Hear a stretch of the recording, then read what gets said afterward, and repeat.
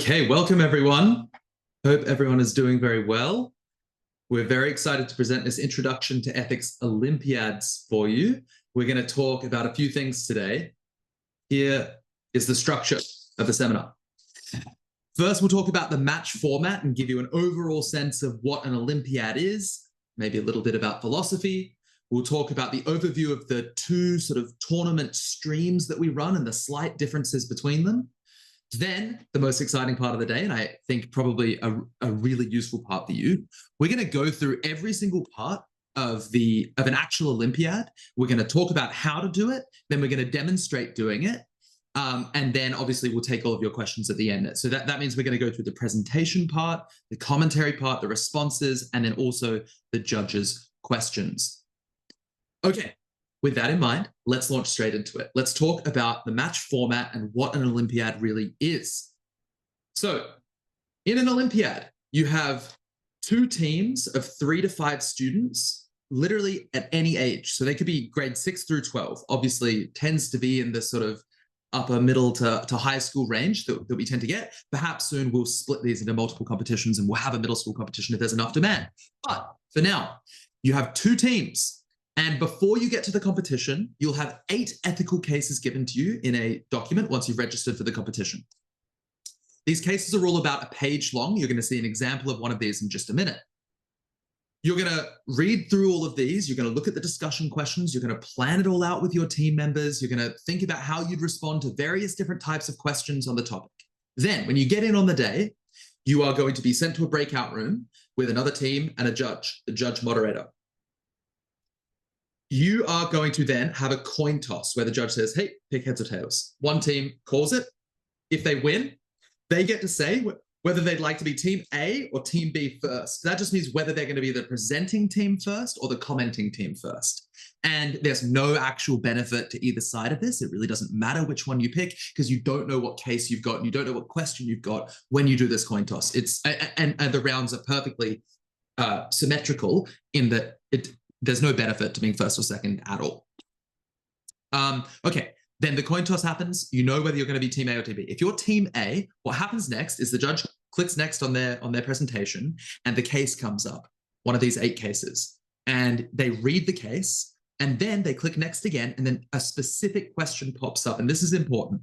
The question that comes up at that stage might not be one of the 3 discussion questions. Okay, especially if you're in like a finals round of an Olympiad. We've got a finals that I'll talk about in a second coming up in August.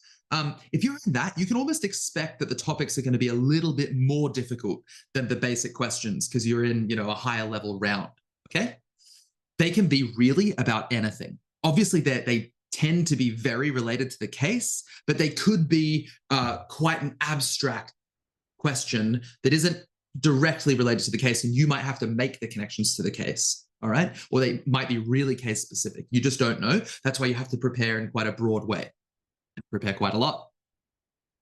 Okay, then once you've got the specific question, judge reads it twice, then they start a timer for 3 minutes, and that's where you, in your team, team A, get to prepare their presentation. So you have 3 minutes preparation time, as you're going to see Oriana and I do a little later. These 3 minutes are quite difficult and intense. We'll talk about how to approach them later on in the presentation. After that, Team A then gives a 5-minute presentation. So we're over here, Team A, 5-minute presentation. That's going to answer the question, and we'll go through all the different components that it should have in a little bit. After that, Team B gets 1 minute to confer with one another. Who's going to say what? You want to respond to this? You want to respond to that? And then they give a commentary to Team A's presentation. And as we'll talk about later, that commentary does not have to be rebuttal at all. It almost shouldn't sound like you're attacking Team A's presentation. We'll talk more about it.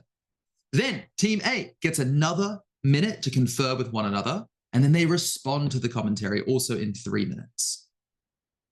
Now we get to what I think is by far the coolest, most interesting, and probably the best, pedagogically speaking, part of the Olympiad.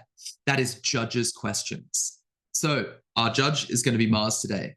And he, I presume, given who he's going to be asking questions to, isn't going to pull any punches. And when I'm a judge of an Olympiad, I don't pull any punches. What we do is treat you like academic philosophers. okay? And we ask you all the questions we would ask to genuine high-level PhD philosophers, all right? That's how we treat you, and that is such fun. We'll talk about how to get around the difficulty of that and why you shouldn't be nervous about it, why you should treat it as a great, like, fun part of the experience based on the way you're judged here.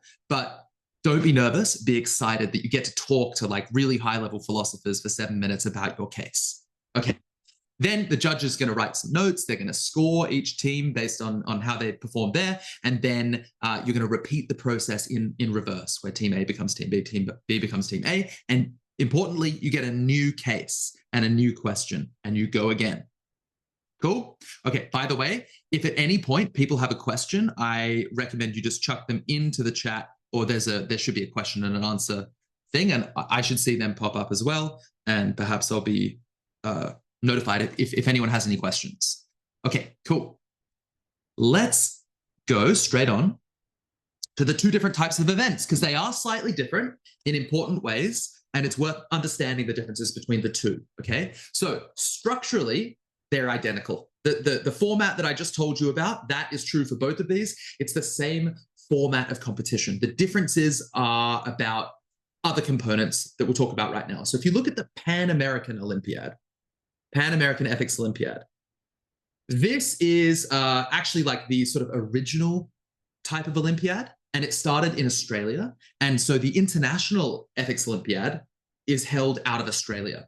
That international one has teams who qualify for it from Australia, New Zealand, China, Singapore, Korea, India, and now, well, like for a while now, North America as well. And I'll have you know, the North American teams who you'll be representing have won, I believe, 3 of the last 5 of these International Ethics Olympiads. So no pressure, but a little bit of pressure. You guys are the best of the best. So the way it works is this. We have an event coming up on May 17th, and actually the registration has been extended for that. So we were going to have the registration deadline tonight. We decided to extend it by 1 whole week. So if you still want to submit more teams, or you need to get your registration in, you now have a week to do that. And if you place in the top few teams, we're actually not exact, it depends how many people register for how many teams we get to send to the international. But if you are in the top few teams there, you will qualify for the International Ethics Olympiad, which is the biggest ethics Olympiad on the planet, by the way. And that happens in July at like 6 p.m. EST. It's Australia time, so it'll go a little bit late into the night, but not too bad.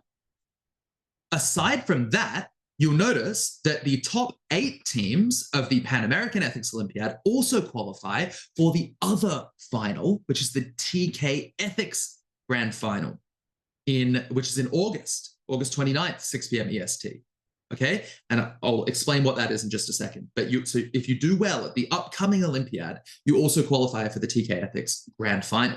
Okay, the topics for the Pan-American are general, so they can be any kind of ethical question. They could be political philosophy. They could be, about religion. They could be about sectarianism. Really, anything at all is open, including technology. All right, and I've already talked about those dates. All right, so now what are the differences with the TKE? TKE, sort of like tech ethics is the way to think about that, is that it's focused specifically on technology and AI related questions, okay?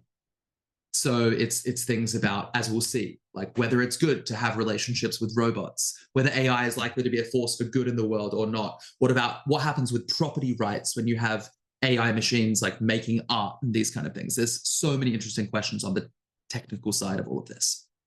So that's the TK ethics. And the structure in terms of the year goes like this. There's a fall event, there's a spring event, and then there's a grand final in the summer. And you get into the grand final by doing well at the fall or the spring, and this year also by doing well in the Pan-American Olympiad, all right? That will also get you access to this one. It'll be a whole different case set with a focus on technology. I should also clarify, going back to the Pan-American for 1 second, that anyone is allowed to come to that event. Absolutely anyone, but only school-based teams are able to qualify for the international final. And the difference is that with the TKE one, anyone is welcome, and you can get all the way through to the grand final and win the whole thing, even as a team made up of people from wherever in the world. Like, they don't have to be from the same school.